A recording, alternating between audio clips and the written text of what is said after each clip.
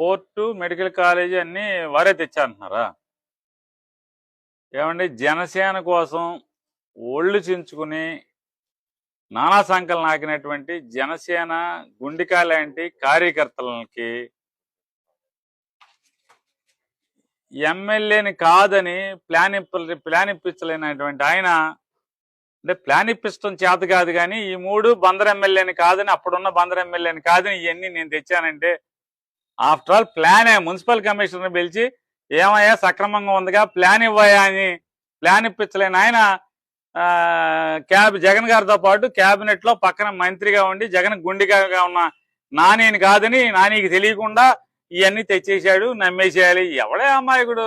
జనసేన వాళ్ళందరూ చెబుతున్నారు. జనసేన వాళ్ళందరూ ఏమో పెద్ద పోటుగాడి పనోడు అనుకున్నాం. ఏం లేదు, కబుర్లు తప్పితే మాటలు కోటలు దాడతాయి తప్పితే ఏముండవు.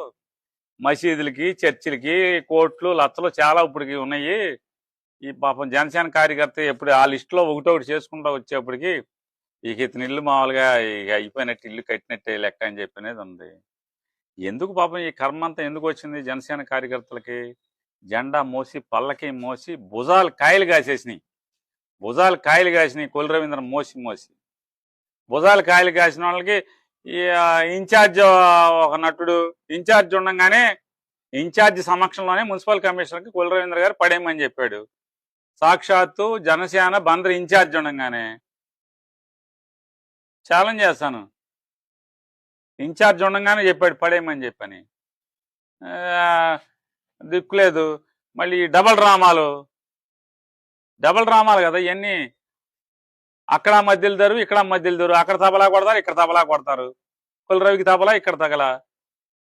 ఏంటి ముందు ప్లాన్ ఇప్పించమనండి. తర్వాత పోర్టు, మెడికల్ కాలేజీ, పట్టాయి భవనం. జగన్ గుండెకాయని, జగన్ క్యాబినెట్ లో మంత్రిని, నాకు తెలియకుండా, నా అంగీకారం లేకుండా, నేను చెప్పకుండా ఇవన్నీ వచ్చేస్తాయి.